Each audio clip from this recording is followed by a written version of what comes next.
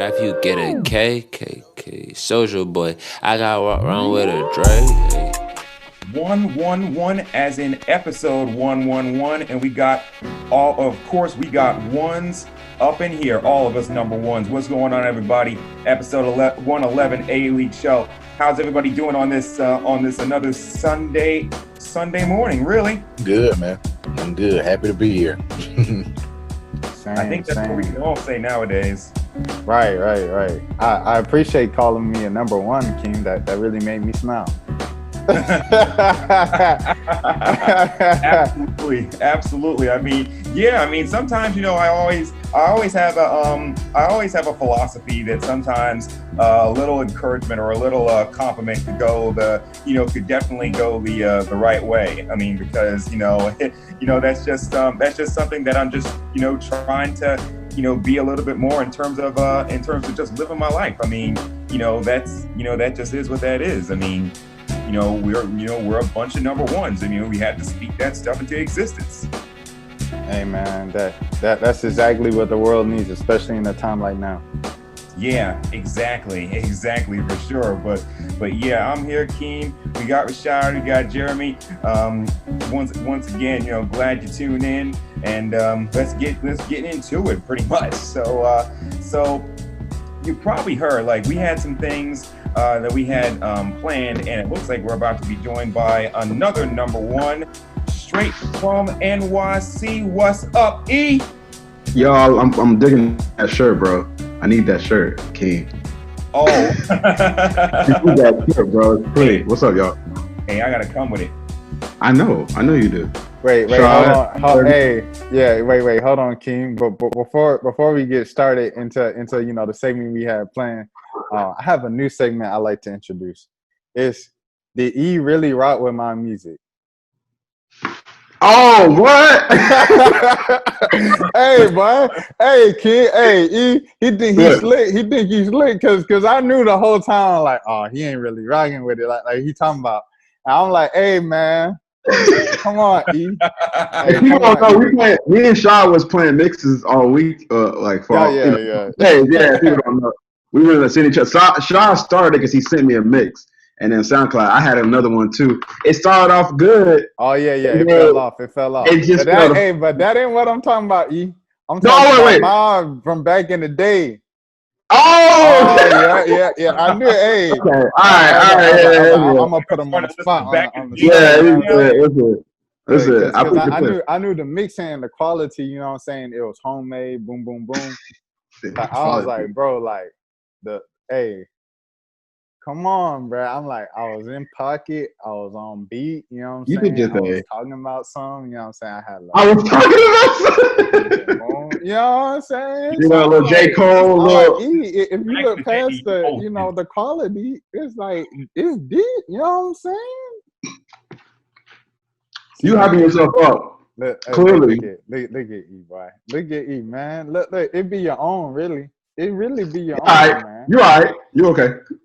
I appreciate that, E. I just ain't need him to be like, oh, you know what I'm saying? You needed to hang that up, big fella. You need to hang that up. You needed to give it up.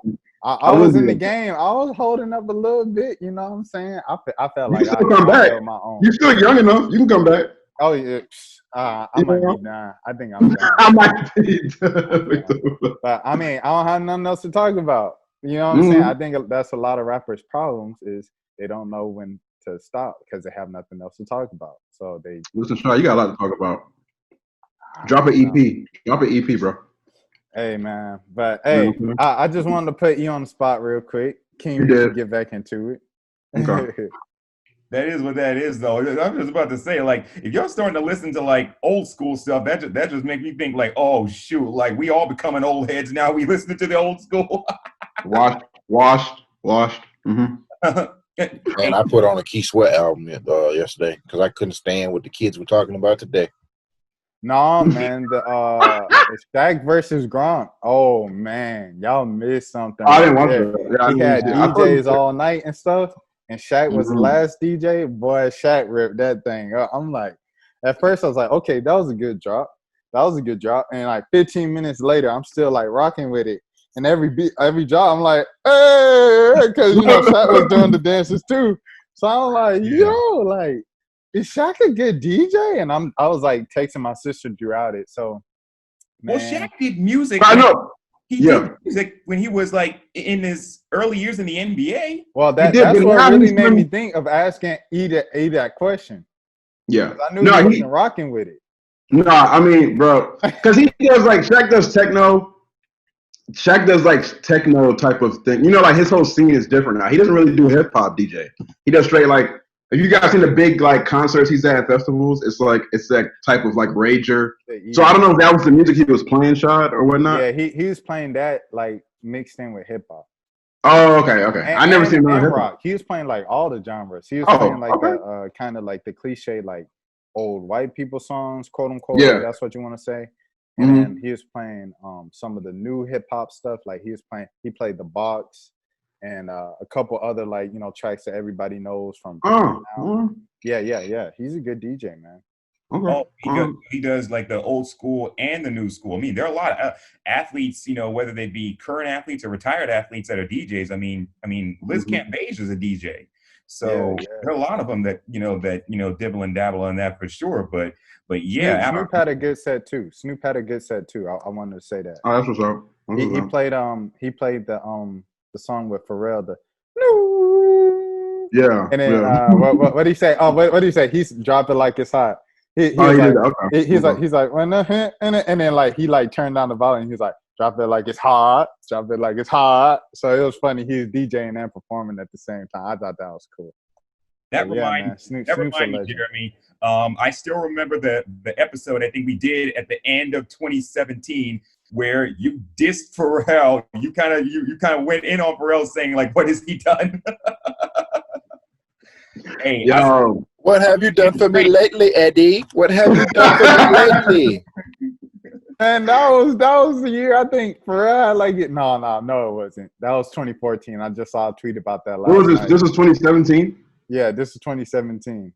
Is that when he dropped Happy? I think I was mad because he did Happy. That was 2014. Because that's what I was about to say. I was like, he dropped like the biggest hit in the world that year. Yeah. Hey. Someone said if he dropped Happy in 2020, like everybody would like. Yeah, bro. Don't bring that over here. So what you doing being happy? Yeah. Kobe died. Have some respect, Pharrell. Yeah, Pharrell, keep that. All right, let's jump into it. Let's get into it. Oh, what's our first absolutely. One? Well, one of the things that kind of like we had, of course, a list of things that we was planning on talking about like before we went on the air. But one of the things that really sort of broke last night was this stuff about Robert Littal and BSO. Like, I don't know if you saw saw some of the tweets and saw some of what came out, but it's some really like wild stuff about how he was allegedly treating some of his women writers, and some of them were just really going in and just really revealing a lot of stuff about him, and just made me think like, oh wow, like what's really going on here? Because for those that aren't familiar with BSO, Black Sports Online, it's kind of like a sort of like a gossip or a media takeout type site that really talks about black sports. And Robert Littal has been one of these writers that has become really respected among black sports journalists and within the black sports journalism community, because he really he's had his run-ins with various individuals that are, I guess you could say, more mainstream. So to see all this come out and to just think about all this come out, like the thing that really came, that really hit full circle with me was when they were showing some of these Slack messages or some of these group text messages, and he called himself the overseer. And I'm like, whoa, wait a minute. Like, really? He's really referring to himself as the overseer? And just the connotation that just that word brings to the black community, I just think like, wow, like with everything that is, that has came out about this. And, me and Shai were talking about this, before we recorded. I just think that with all this out here, unless he got something to say about this, I got a real feeling that this is he could be done. I mean, because this, especially nowadays in this, in this age of social media, when stuff like this comes out, that can really it really end somebody's career. The way this man entered the industry is just as he's gonna enter. He's gonna leave it the same way. That's what happens when you come in looking for salacious headlines and all in the gossip, and you align yourself with TMZ. Like all these things that he's done. It's the headlines we see from him is clearly always, if not either demeaning black athlete's wife, black athlete's girlfriend, black athlete mama. Like he ain't got no boundaries, that dude. And I never understood how the hell he got legitimized because I mean, we joked. I was like, this dude. I was watching the NBA Finals press conference, and he ends up asking a question in like 2018 or 2017.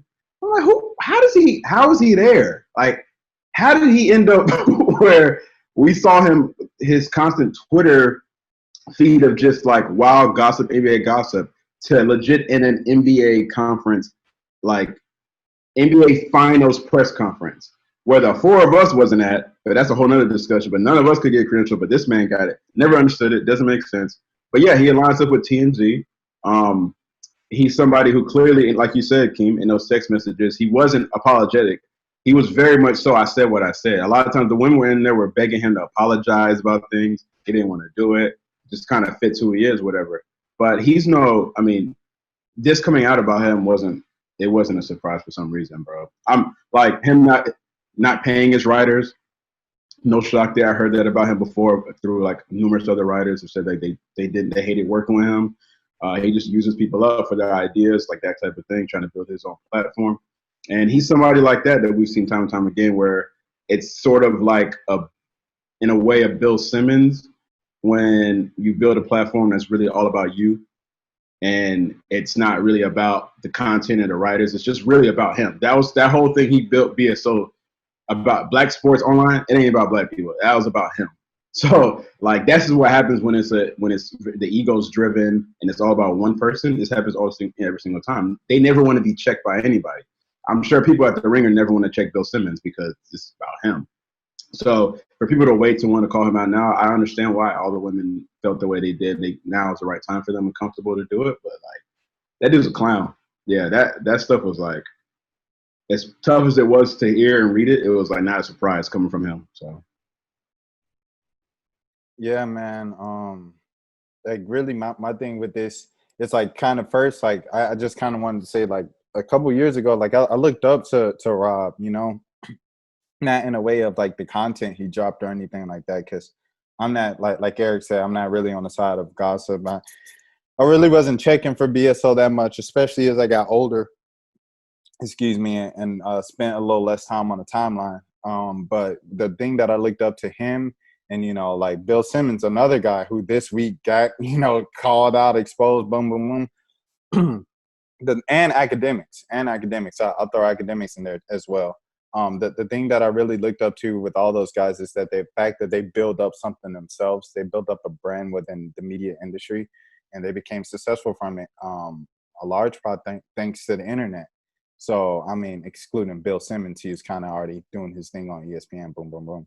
But so, like, I looked up to him in that right. But like I was saying last night too, in the same sentence, this isn't about Rob. You know what I'm saying? This isn't about, oh, Rob, boom, boom, boom. Like, this is about the victims, you know what I'm saying?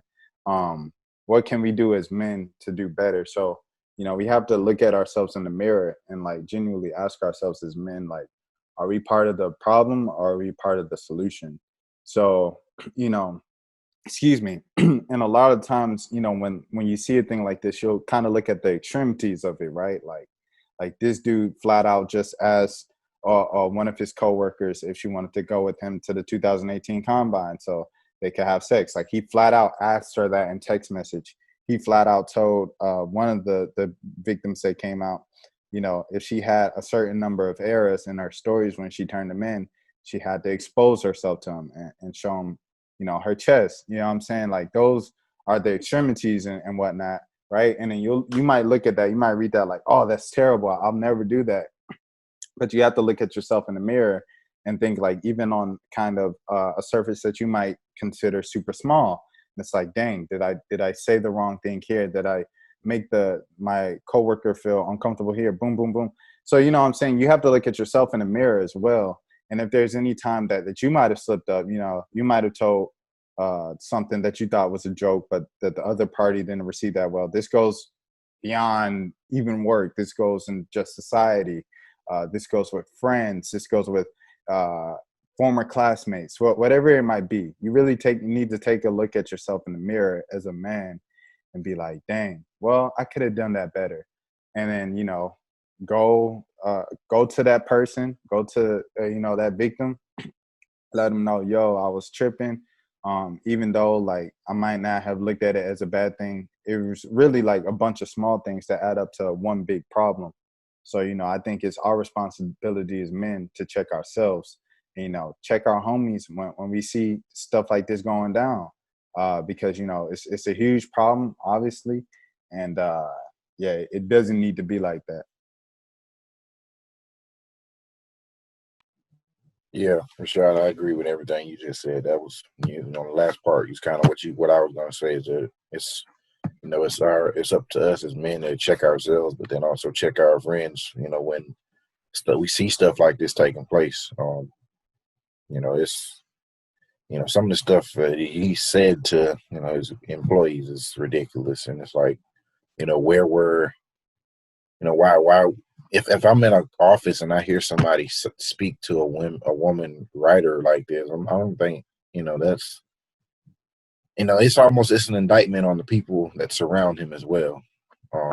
You know, or if he allows himself to surround himself with people like that, because, you know, typically people who have big egos don't really want to surround themselves that way. So I don't know. It's disgusting, and it's, you know, another case of I'm glad this is going on where people can come out, and now this person has, you know, people that can back her story, that, you know, and you know, get this guy out of here. And because I don't know much about Rob, I don't know much about his site, I don't know much about him as a person, so it's like, you know, just hearing this is like, I mean, I can't speak to hearing from experience of, you know, who he is, but like that just tells me all I need to know. I mean, and then the fact that he had a chance to apologize and he was unapologetic, that's unacceptable now. Like, you can't have that attitude now. I mean, if anything, the first thing you need to do is come out and apologize and, you know, attempt to make it right. Like, no, you can't. I mean, you can't exist like that right now. And that's all I really have to say. I mean, it's becoming, you know, too often that we're dealing with this and having this conversation. It's like nobody's actually learning from anything that's happening. So I don't know. It's like you said, it's up to us. It's not just up to us as far as our actions, but it's also up to us as far as like even if it's older generations of guys, it's up to check our grandparents, our fathers, our uncles, our kids when we have kids, and, you know, kids we just see. Like, it's up to us to make sure that nobody gets through with having this type of behavior. I mean, it starts with everybody. It's a buddy system almost. So that's all I really have to say. That's a real, you know, great point that was made about certain personalities. Like you mentioned, what had happened earlier with not only, you know, not of course, you know, just with Rob, but also with Bill Simmons. I think that one of the things that is, you know, that is sort of, I guess, a common thread of all this is personalities that sort of built their brands through, you know, where they may have worked previously, and then they eventually start their own thing. And then it becomes, you know, at first when they start their own thing, it becomes one of those issues where we congratulate them on really becoming self-starters and starting to pretty much like hire their own employees and essentially building their own media companies. But then all of a sudden you start to see some, you know, stuff like this, like what just came out about him. And it just makes you think like, oh, wow, like, you know, we congratulated these people when they first started these companies. And then all of a sudden they start doing stuff that make you think, oh, wow, like, because when you think about it, projects like this really were, ego projects as far as, as far as what BSO was. And it just makes you think exactly like, what are the, if somebody wants to be an entrepreneur, I mean, somebody wants to be an entrepreneur. But at the same time, it also makes you think like, why is it that, some of these organizations and some of these companies, why is it that they get started? Do they get started for the pure purpose of wanting to hire and mold young writers, or is it something where it's just more of an ego-driven deal? Because I know for sure in your case, Eric, you used to write for True Hoop Hawks Hoop. So that was, but that was a platform that was really meant, like the whole True Hoop network. That was something that was really meant to to give young writers, young journalists like yourself, their first shot in the business. But it sort of made me think that, but also everybody is right about that. Like, I think that we definitely need to do a lot more as men, because I think that, one of the things that is, I think, a real common thread in this current climate that we're in is, yeah, we're putting a lot more, obviously we're putting a lot more attention on the, on systemic racism and, police brutality and things such as that. But there are also other issues that are, that are going on as well. And when stuff like this gets brought to light, it really makes us think, okay, like, yeah, we can talk about this, but also are there other things that within ourselves that we also have to sort of address, like, sexism in the workplace, and especially sexism on top of racism and misogyny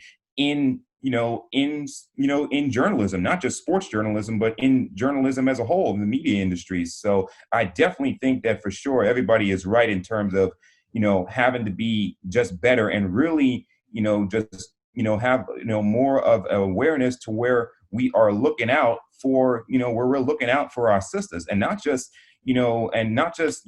Black women, but also women in general, because women in general go through this, in the media industry. It is so hard for women to really feel as if that they are accepted, especially within sports, because it's so male driven.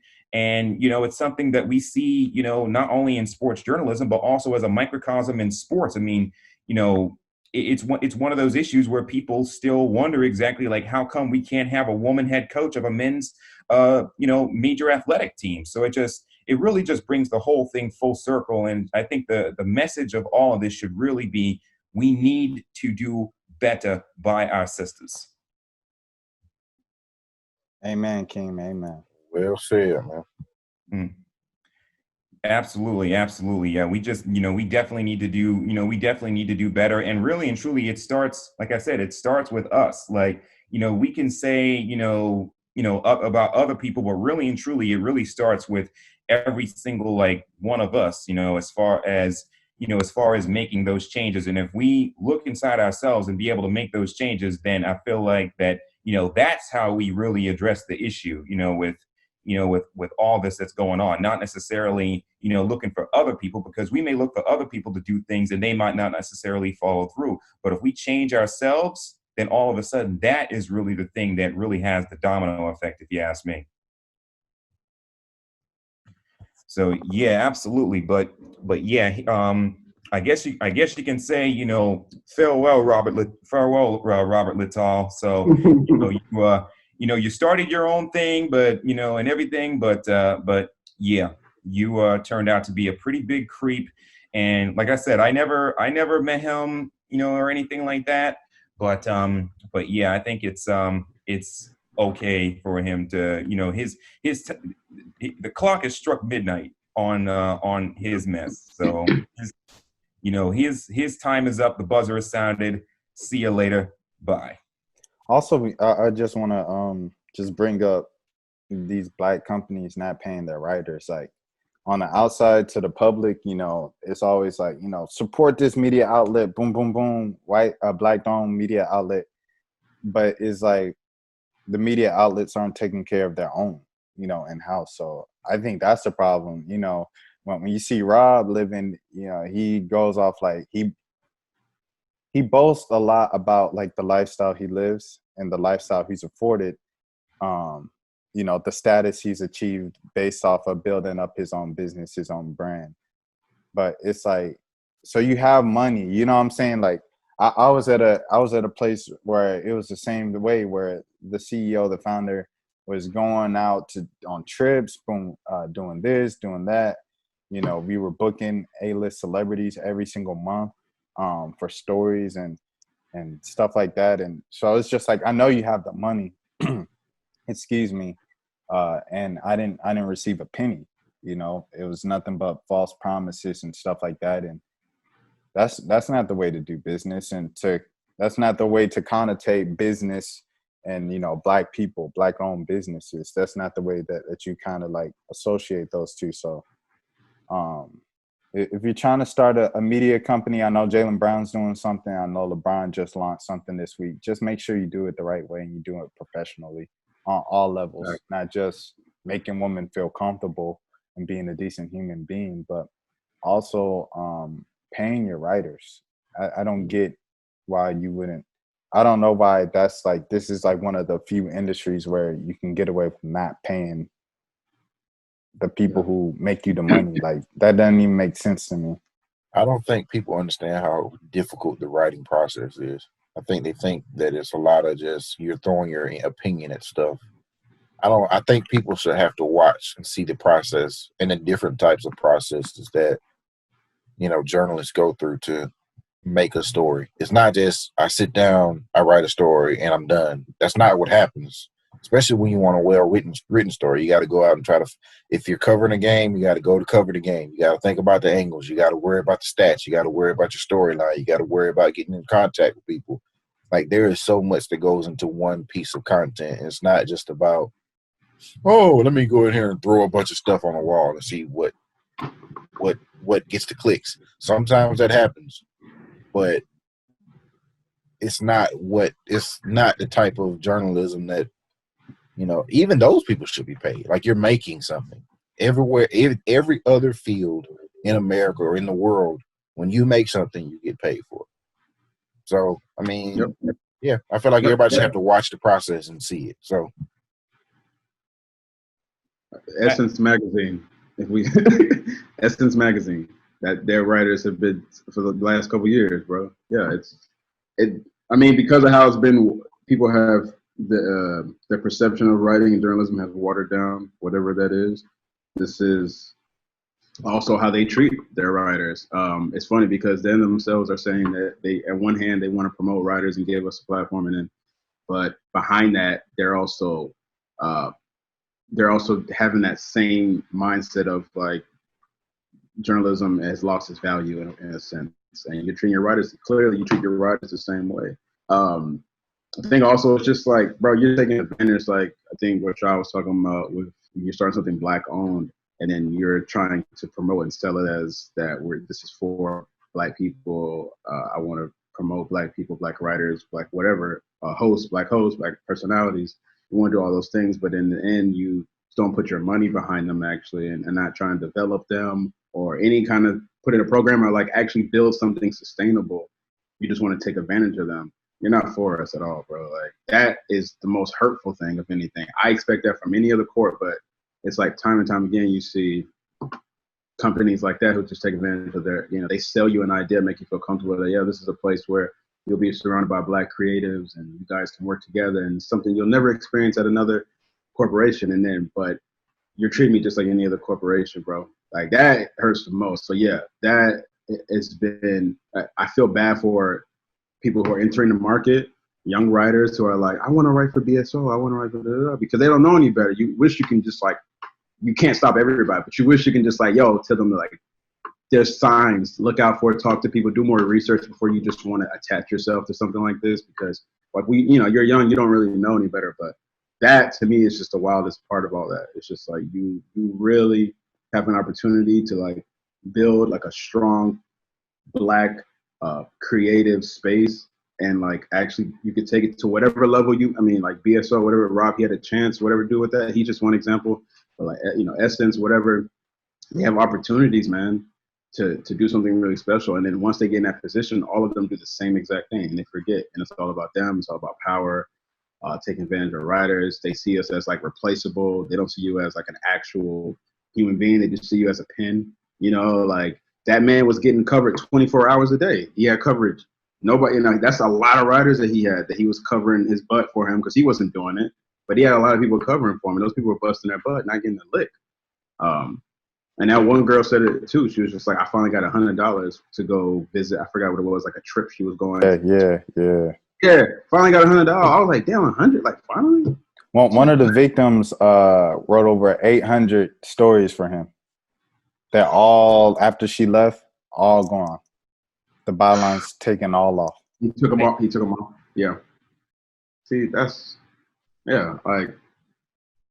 And the thing is, a lot of times, I don't know his background, whatever, but a lot of times people put themselves in positions they're not actually ready for. He clearly didn't have a background for this, how to manage, how to be a leader of people and all that.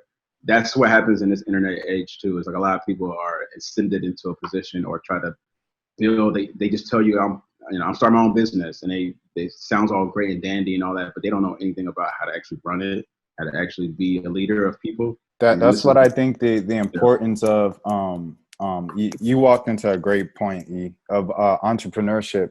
It's like, I'm talking to someone right now who's kind of frustrated with that they're climbing the media industry, and they're like, man, I'm just build my own thing.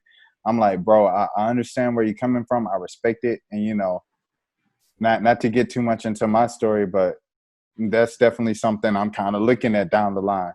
But what I understand now is you have to realize the value of being an employee.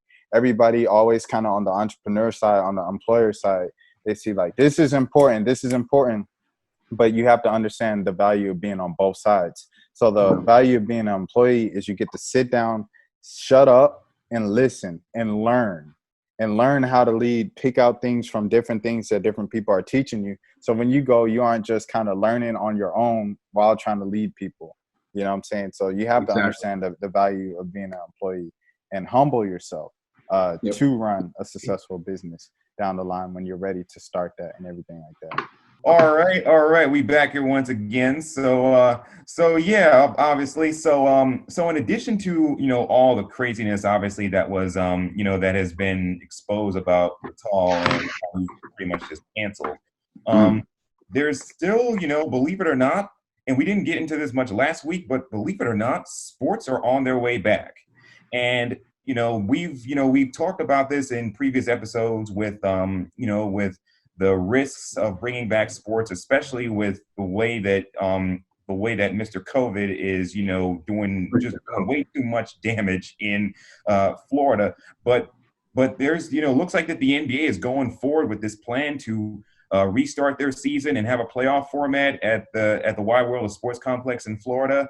I know we talked about this on previous episodes, but I don't know. It's just something where I just feel like I just can't get excited about it. Like, and we talked about this previously, because even when the NBA finals occur, like, what are they going to do? Are they going to like pipe in fake crowd noise? Like, it's just going to be something where it's not going to feel like a real NBA season. Like, I don't know. I think when all's said and done, we're probably going to see the Lakers win the championship more than likely. But even if they do, I just feel like it's something where just so much has happened to where I really can't get excited about it. In all honesty and truth, more so than the NBA, I feel like I'm actually more excited for the NHL, believe it or not, because they're actually going forward with a plan to have the rest of their season in two what they call hub cities, Toronto and Edmonton. And Canada has done a much better job at handling the coronavirus, much more so than the United States. So I'm actually more excited about that. I'm not excited about baseball because there's just so much bad blood between the owners and the players that I think is going to carry over into 2021 and 22 with their CBA. But yeah, the NBA is still planning on returning in Florida, and I do think LA is going to win it. The Lakers, that is, not the Clippers. Your time is coming, LA Clippers. I mean, you're moving into a new arena, so your time may be on the horizon. But yeah, it's just something where I'm just, I'm going to try to get into it and probably watch a few games if it happens. But I just feel like I just think that the whole plan really is just so fluid, because I just think that for some reason, I still do not know what they see in this Florida restart. Like, there are other states. Like, I know coronavirus is on the rise in a lot of places, but there are even states like New Jersey and Connecticut that are actually getting a handle on their situation. Hint, hint. By the way, WNBA on Connecticut. But yeah, I'm just not. I'm gonna watch a few games as far as the NBA is concerned, but it's just one of those things where just the realities of the situation. I'm just not as hyped as I typically would be. Not even gonna lie to you, I'm not either, but I'm definitely gonna be watching. I just was looking at the schedule the other day, and I'm like, there'll be NBA basketball games at 2:00 in the middle of the day. Like, that's insane. But I also feel where you're coming from. I mean, I won't put a lot of stock into whoever wins, because I don't think the best team is gonna win. I don't feel like this is a situation where you're gonna get like the Lakers. I think the Lakers were going to win the championship in the regular format of the season. I picked the Clippers before the season started, and I could see that as well. And Milwaukee's been a team that's been dominant all year. Okay, each team I just mentioned are older teams. Wait, quick question. Okay. That last weekend, when they play Milwaukee on Friday and the Clippers on Sunday, did Paul George and Kawhi play on Sunday? No. Okay. I don't think they did. I don't remember them playing. Okay, they didn't play on Christmas. It was just Kawhi on Christmas. Yeah, it was just Kawhi. Yeah. I only think they played like 10 games together. They played together the last one, the one where the Lakers won. Boy, ooh. They played together that game. That was I think that was like one of Paul's, like, they had been stagnating. They stagnated. You know how like Kawhi sits out or whatever, and then Paul, like Paul was coming back. It was something like that. But that was like the first time they played together in a minute. Like, if you look, I think they've only played together. It's been under like 10 times, 11 times, something like that. Yeah, it's really so. Yeah, it's not. It's under 20 for sure. They haven't played together that much. So yeah, that's a good point. Shout out though. Go ahead, my bad. And that's why I've kind of been off of them, is because of what you guys are talking about. Just because I don't think you can have your 2-star players not playing together. Like, when they kind of do the same thing, that's stupid. So, and then you're going to have a 3-month layoff, and then you're going to ask them to go back and try to win a championship. That's not going to work. So now the Lakers are an older team, and they're any LeBron team is like based off feeling right at a certain point. They're not going to be able to do that. And then what happens if somebody tests positive for coronavirus and has to sit out for 2 weeks? They're done. So that leaves me with Milwaukee and a team like Utah that can get hot because they can shoot.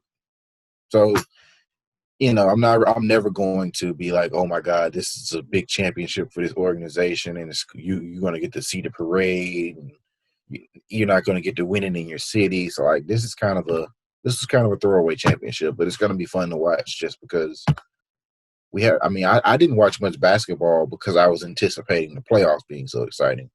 So when the playoffs didn't happen, I was just like, well, I hadn't even watched any basketball this year because I've been waiting for the playoffs. So I'll definitely be tuned in, but I can't say I'm excited about it.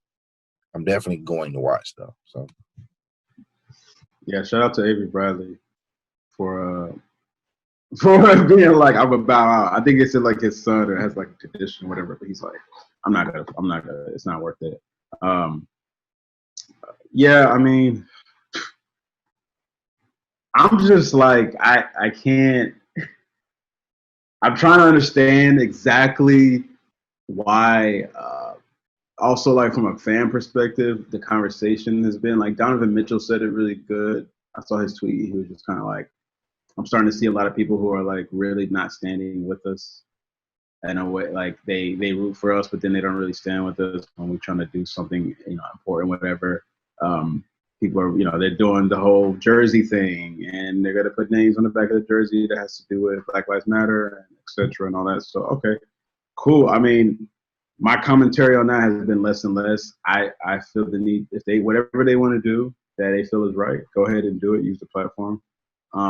But for the sport itself coming back, it's just, I don't know, like I said it last week too, it's like soccer has done it. They've accepted it. Their fans have.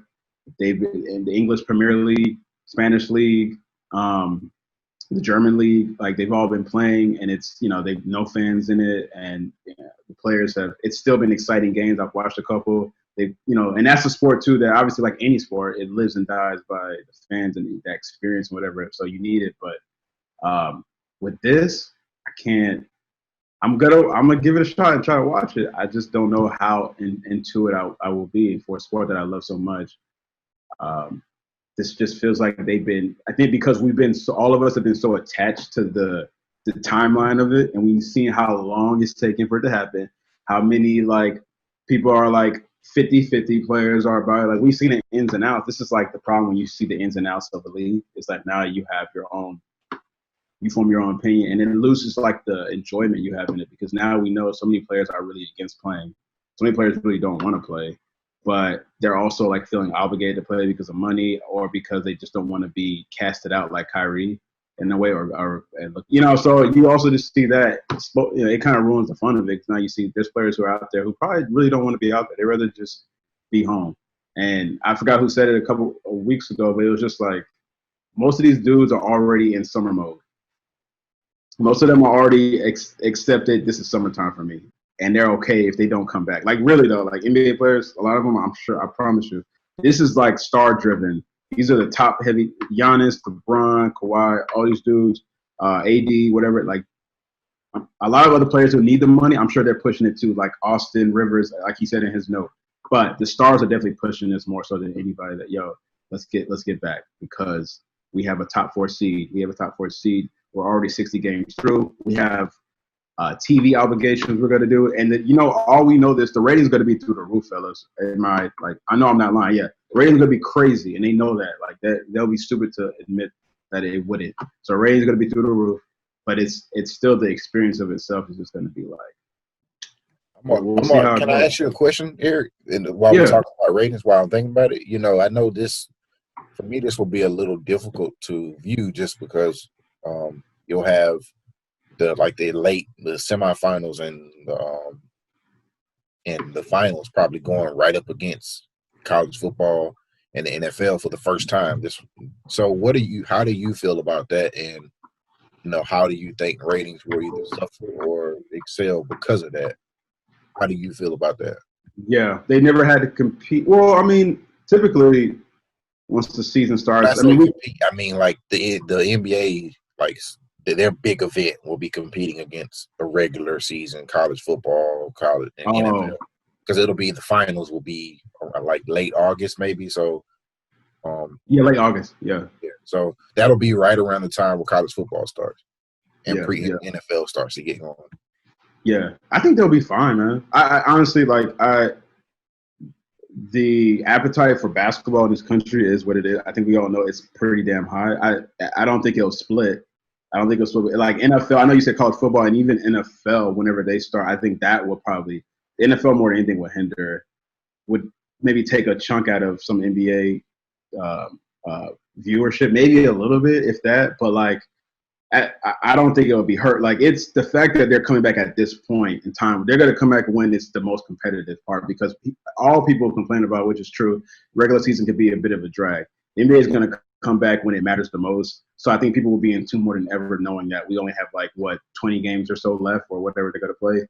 So it's a very small sample. So I think that in itself it wouldn't affect too much just because you're coming back playoff time. We're not coming back like mid-season or whatever. So yeah, I think that in itself, they'll be okay. But it's still just like the product itself. Like those sports, like you said, college football and the NFL, they're gonna have. I'm pretty sure they're gonna have at least a third of their crowd there, right? We've seen that. Like they're gonna be pushing for it at least, right? Yeah. So that in a way, that's why it's a good question because I think that might hurt because if I'm watching TV, I'm gonna want to watch something that has a real sports atmosphere experience. So that's to your point. That's a good question, but.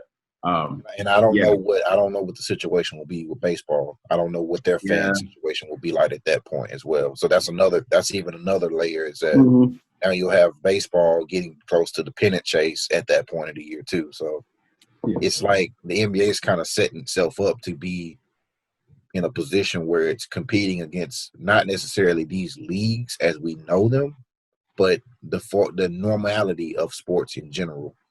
When you got all these teams playing in one place without fans, and you look around at college football and the NFL and Major League Baseball, and they're playing in their home stadiums with people there. So, and then you'll even look up and see NASCAR, IndyCar will have fans in their stands at that point. So that's why I didn't ask it like as, we've debated NBA versus football. We've debated that on this show before, but that's not my question. Is it's almost like the NBA has taken itself out of itself and put itself somewhere else, and it's not really the NBA. It almost feels like it's almost like we would be watching NBA Summer League up against the college football, NFL, and MLB ratings, and they'll be NBA type ratings, but it won't feel like NBA. So I think that's why, to your point, that's why the Hawks, Steve Koonin, like made a comment about that. Like, maybe we should wait. We should just let this wave, let the other sports have it, and we'll come back after, like let football or whatever, and then we'll restart kind of later on, like in the year. He didn't want to start right now. I think he's against starting right now. And I think to your point, he doesn't want it to go head to head against some of these other sports at this time because it's going to be watered down. But Steve Koonin said that, yeah. So that's why I was like, when he said it, I was like, he's not wrong in that. I get it, wanting to have its own time, but at the same time, these players want to play right now. July 30th is it. It's either you're going to be there or not. They're going to find a replacement. They're going to pull a replacement player. They're going to start. Like, nothing's stopping them right now. So, yeah. That's also another good point that you made about how NBA players have not only been pushing for the restart of the season, but also how they can sort of highlight more of these issues that are going on. Shout out to Angel McCautry, former Atlanta Dream turned Las Vegas Ace. She circulated a petition around on change.org where she was pushing for the W to put the names of those that were killed by police on the back of their jerseys. Well, like you said, that's what the NBA and the NBPA agreed to just recently. In fact, this is probably a sample of what that could very well look like. So yeah, shout out to her for pushing that idea and really just opening the eyes even more of the NBA and Commissioner Adam Silver for this issue. But I do think that could be something that they could really use. I think that because of the fact that there aren't going to be fans there, it's one of those issues where when you're talking about ratings and talking about just how basketball starved we are in this country, because we've had glimpses of sports return, like we've seen NASCAR return. Obviously, we've seen golf. Golf wasn't going to be wasn't going to have that much problems, but we've seen that return. We've seen soccer return in other countries. In fact, the NWSL just recently started as well. So we've seen other sports come back, but I think it is definitely going to be a different feel where, yeah, there may be excitement, but it's something where it's almost like like you said, it's a great point about how it's going to feel almost like the Summer League, or even possibly even almost like the G League, where there's some attention to it, but it's just not going to feel the same, really. So yeah, I'm, like I said, it's one of those things where I'm probably going to end up tuning into a few games, but I just feel like, like you said, getting that full sports experience. That's why some of the, we've seen all this talk about how they may pipe in fake crowd noise and things like that, or they may put like cardboard, in some stadiums, they may put like cardboard cutouts of fans in the stands. So I just think that, that right there, I think also is another messy That's idea creepy. trying to reinvent the wheel. That one soccer place, they had SpongeBob cutouts and Patrick and like all these different cartoons or whatever. They had them in the stand. It was too funny, bro. I was like, that was some that might have been Premier League, English Premier League. But yeah, that was, go ahead. That shit was too funny. What I wanted to say was I remember a few weeks ago we were talking about like the atmosphere, how it wasn't going to be the same, boom, boom, boom. But like, before Jeremy just said it, the thing I was thinking about, I'm like, man, like I watched Sunday out of games like play in the Orlando Summer League. Like, you know what I'm saying? Like I watched who is this? Who is this? You know what I'm saying? A bunch of G League overseas pros, ball out in the summer league just because I wanted to watch some basketball. I'm gonna watch LeBron James, Russell, you know what I'm saying? So it's like you got that whole thing, and I'm pretty sure summer league ratings have been up the last couple of years. You think about Lonzo's first summer league game, the thing was packed. I'm pretty sure ESPN's ratings were through the roof. You know what I'm saying? And that's just Lonzo Ball. You know what I'm saying? Now Lonzo Ball coming back, he like the fifth best player on the floor. So I mean, folks is gonna watch. Folks are gonna tune in. And just the popularity of basketball is probably at an all-time high because of social media. Social media has made basketball like the cool thing. So regardless of all the other sports, I definitely, acknowledge Jeremy's point there of like, it's not even a matter of what sport do people like the most. It's, people are going to want some sense of normalcy when they're watching TV. They want to see some fans in the stands. They want to hear some noise. They want to see the players go like this, and someone's actually responding to that. So I definitely see what Jeremy's talking about there. But is baseball going to do bubble like at all, or are they just going to be? They're going to be traveling to empty stadiums. They'll be at their home stadiums. The first game will be the Nationals will host the Yankees because the Nationals won the World Series, and that'll be their banner night or whatever. Do people not know that people are dying? They don't seem to care, bro. Is everybody ignoring this? Like people are dying, bro. I just wanted to throw that out there. We got people still arguing about masks. Yeah. It's like this has become a political issue that it shouldn't be. And you know me, it's crazy because I've been serious about this the entire time. The entire time I've worn a mask everywhere, and I still caught it. And I had to sit in the house for 2 weeks. I couldn't talk to my wife. She was in the living room. I couldn't speak. I couldn't go out there and interact with her. So like until people and I had the most simple process of this. And it's like there's people who are in the hospital right now that don't know if they're going to get to live, and they don't have visitors. And we're going to I want sports back as much as anybody, but it's like if you, like I said a couple weeks ago, if you have to question if it's right, then it's probably the wrong thing to do. Yeah, facts. I think also like people keep overlooking like, oh, you recover and all that, and like those things, which is true. You recover but a lot of people are recovering with damage, like. They're recovering with damage to their lungs. They're recovering with like other health issues. So it's not just like, the recovery rate is da. It's like people are still having to deal with this afterwards and still live with it for the rest of their life. Young people 20 years old, 19, like are still getting it. And even though they may look fine and seem fine, whatever, they're still having to. Years later, they'll have to like respond to this. They'll have to deal with it because it's not going to just go away like that. Hopefully, yes, at some time we'll be able to get the vaccine, get treatment, the proper treatment for blah, blah, blah. But there's still people who've caught it and have to deal with and recover and still have to deal with the damage done to their lungs and whatnot. So I think that and stuff is it's such a risk. Like we're just going to send them down to Florida, give them those rings, whatever that you see. I'm sure y'all saw the rings they're going to be wearing so they can monitor whatever levels or whatever they're doing with them. So every player will be wearing a ring to kind of keep track of them. Bracelets. Yeah. Those sound like they would have been really good for people. Bro. Cities. You said what, Jeremy? I said that sounded like that would have been really helpful for the citizens of the planet, right? Like, bro, remember when you had to be famous to get a test in America? Yep. Like Idris Elba's wife got one, and everybody was so mad because they were like, "Well, duh, she was right there on him when he said he had COVID. Why did she get a test? I can't get a test." She's all up on him. I was like, and it's crazy to think that was literally just 3 months ago. That ain't been that long ago.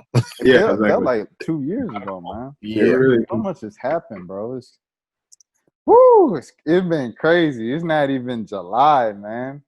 It's not even July. So I'm sure our group chat is gonna be up that night. NBA start back. Our group chat is gonna be lit. We're gonna be talking about it. We'll be talking about it. It's not. It's just. But the thing, let's look at this past week, right? So we talked about sports returning being a distraction. literally the number one topic this week. You know, I saw some.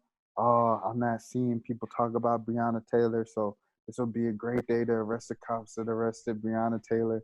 And every time you see a viral tweet, you see a bunch of petitions and places. Yeah, underneath it. Still, the biggest talk was WNBA coming back this date, MLB coming back this date, MLS coming back this date, NHL, and then the NBA. That's the big talk. Is coming back. We're inching closer to it. Who tested positive from the NBA and has to quarantine before they join their team in Orlando? Those are the things that we've been seeing. By the way, the two former Hawks, Jabari Parker and Alex Len, got it. So, yeah. Jabari was smiling going into that part. You saw the way he was smiling? Jabari was playing tennis with that COVID. He said, I'm social distancing, y'all. He said, COVID who? He said, I hate having COVID, y'all. I'm so sorry. And then he went, all right, let me get outside. Let me just dip outside real quick. Real quick. Yeah, exactly. We're gonna be. I wonder. I just want to know what happens once everything kicks off, and are we gonna get updates? Is if like that time LeBron and AD came and played ping pong together. Like it's the whole campus type of field they're gonna be living in is gonna be pretty interesting. I wish I could see it. Like get someone a needs to lens vlog of how it for sure. Somebody needs to vlog it, yeah, because it's gonna be memorable. Like you got a whole bunch of professional top athletes that gotta have to act like college kids. It's pretty much the Olympics. I mean, if you think about it. Yeah, the Olympics. You're right. Yeah. Dang, I never thought about that. Dang, shout out to Olympics. Shout out Simone Manuel. Bring it back 2016 like it wasn't yesterday. Simone was good. I'm chilling. Sure. All right, I'm gonna let it go. Rashad said, I'm not living in the past no more. But anywho, yeah, nah. I mean, look, listen, we'll see. Whoever wins the championship, there might be an asterisk next to it. I don't know. We know one thing, damn sure ain't gonna be the Hawks, so it don't matter. Did y'all see, they don't even gotta go. It's like Jalen they didn't even get invited. And the point guard. Who's the point guard? The point guard. Jay Williams. Jay Williams. It was Jay Will? Rose and Jay Williams, and they were talking about LeBron. They're like, if LeBron can come back, literally, an entire pandemic shut down the world, and they had to stop play. It's never been done before in NBA history. Year 17, if LeBron comes back and they're able to, I'm like, dude, like you're acting like the other 21 teams going down there. Like, what is wrong with people, bro? Like, if LeBron can overcome this, like I remember when they tried to give LeBron the MVP because Kobe died. Rachel Nichols. Rachel Nichols said, I was like, he's overcome Kobe's death. I'm like, yo, we're all trying to get over. Like, we all love Kobe, bro. Like, give me MVP. Give Rashad MVP. Give Jeremy MVP. Because we're all trying to get over Kobe. I still can't believe Kobe. We all mourning the death of Kobe Bryant. I remember Brandon Goodwin literally just tweeted last night, man, I really wanted to meet Kobe. I really wish I could have met Kobe. That was Brandon Goodwin. You're talking about the last man on the last team in the NBA. He missed Kobe. Does Brandon Goodwin deserve it? Because she's mourning the death of Kobe Bryant. And she never apologized for that, too. She never said, you know what, I was out of line there. But they're just trying to build him up. That's the problem when you try to do as much as you can to give him the MVP in year 17. And because he's missed out on so many MVPs in the past, people feel like he got looked over a couple years ago and all that. I was like, look, LeBron got how many? 4 or 3? 3 or 4? LeBron has 4. 4 MVPs. He's not hurting for another one, bro. He's okay. We don't have to force it. If Giannis wins, Giannis wins, which likely is going to happen, honestly. If Giannis, it's a very good chance Giannis is going to win. The NBA MVP award is one of the most overrated awards in sports, to be honest. I mean, so I don't know why. Bro, because it's so narrative driven. Because it is such a, oh my God. It's like all these a popularity contest. Yeah, it's like if our boy Trae Young's in the running for it, I'm sure we'll all be invested. I mean, just to be clear, like, yes. But at the same time, like the effort that people put into building somebody's MVP resume in a year, it's just too much, bro. Like people were debating with Westbrook that year, and it was just like all these things, and like, you know, like he's looking for stats, and I'm like, yo, Brooke, look, he's averaging a triple double. I don't care if he's if he's getting his teammates to give him the ball and they're moving out the way, it's a triple-double. So let's just end it. In any other sport, if it was baseball, if it was football, and the dude was averaging like something that's close to a triple-double in their sport, we wouldn't debate it. But we're doing it for basketball, and it's just like it's too much like narrative and talk with like MVP and NBA. It's gotten way overblown, bro. It's like the fact you have to bring up Kobe's death. Al Jefferson finished in like top 5 or something like that, top 10. Jefferson? Yeah. I remember that. When he was with Charlotte, right? Narrative driven and stuff like that.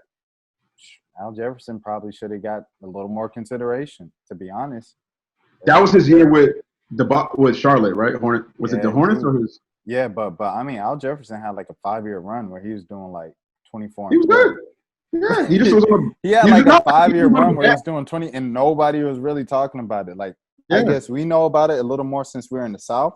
Yeah. But Jefferson was nice. He used to light the Hawks up every time he played them. Yeah, crazy. Jefferson was a beast. He used to put up 40 and 20, bro. He was nice. Yo, salute to Al Jefferson. I just wanted to say that, but yeah, that just went along with the MVP thing. Like, Al Jefferson would never be able to win the MVP.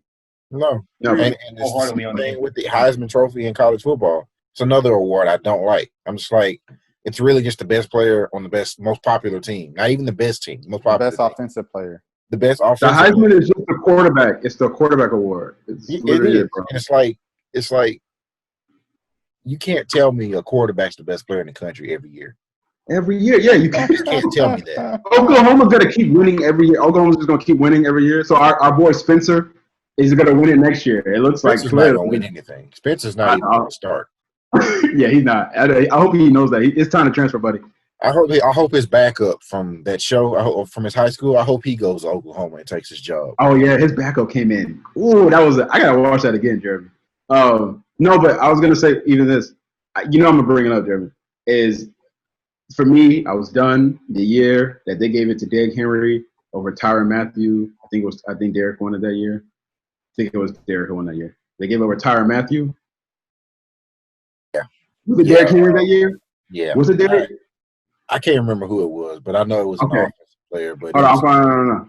Okay, that was the year for me that I was just like, bro, because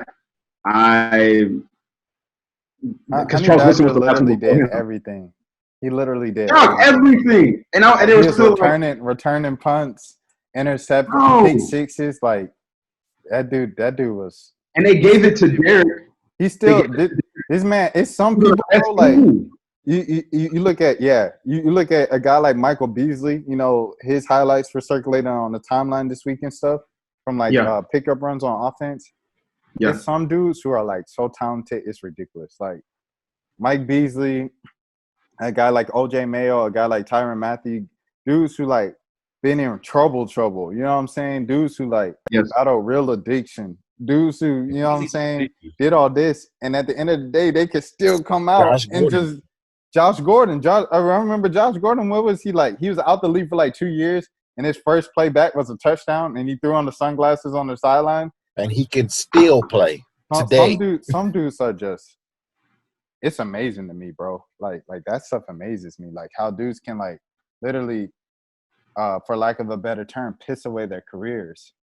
And it's like they have amazing. Robert Griffin won that year. That Tyrann won. RG3 was hard that year. He was stupid, but Trent Richardson got more votes than Tyrann Mathieu. Yeah. Does that make any sense? Hell no. No. Yeah. Okay. RG3, I'll give it to him, but Trent Richardson, nah, I'm not doing that. I don't give any Alabama running back credit, but that's a whole other thing. Go ahead, because they just irritated. Go ahead, Keem. My bad.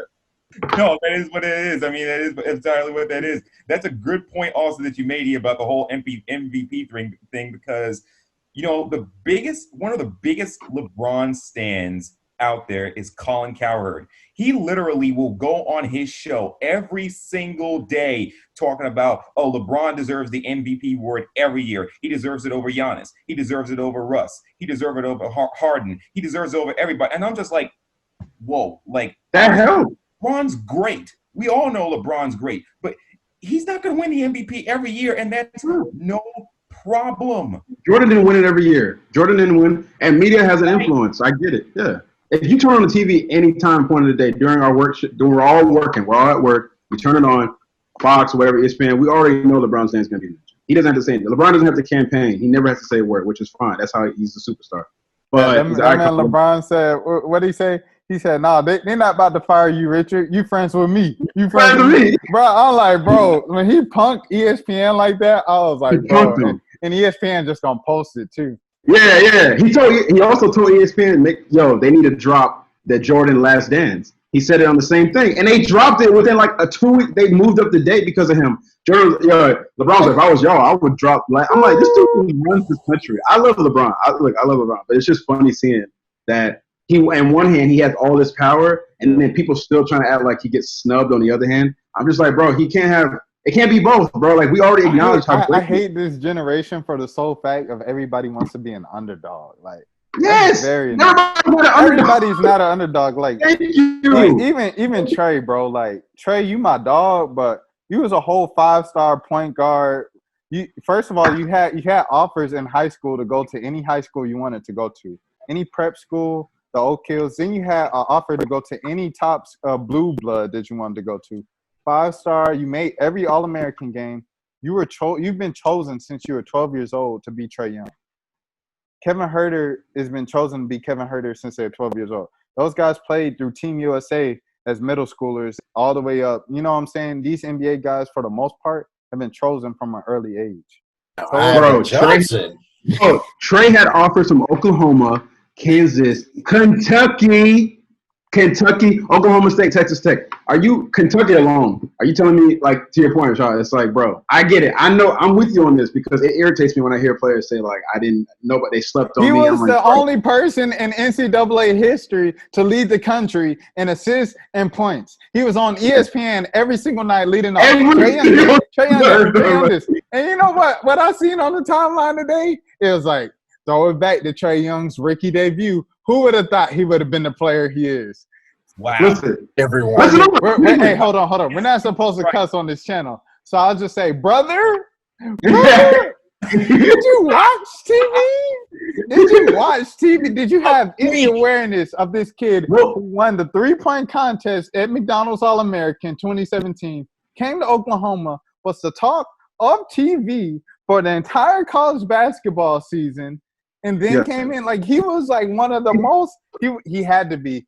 He was definitely the most famous prospect in 2018. The way Melo is now, I don't want to see anybody say, "Dang, who would have thought LaMelo Ball would have been this good?" Yeah, I know. The whole world been watching LaMelo Ball since he was 10 years old. What are you talking about here, man? My thing. Okay, on top of that, it's just I think Trey's getting it mixed up because we know as Hawks fans, as Hawks reporters, blah, blah, blah, covering it was, we had to make sure, like, he got a lot of criticism. People were on him. People are still on him. So we get it because he's compared to Luka and all that. So we know what I think he's getting that mixed up with being underdog. But that's not the same thing, Trey. It's just that we know that people are ready to, like, criticize you harshly. And that summer league, remember they were on him when he had the bad summer league start. It was terrible. People were like, he's trash. The Hawks were stupid. And we all were like, be patient, and then blah, blah, blah. So I think he's getting mixed up. But, bro, you're not underdog. You're just heavily ridiculed and criticized. But it's totally – my bad. Go ahead. Same with Cam Reddish. Man. Cam Reddish. That's your son, Jeremy. He better start making some open threes because I can make those.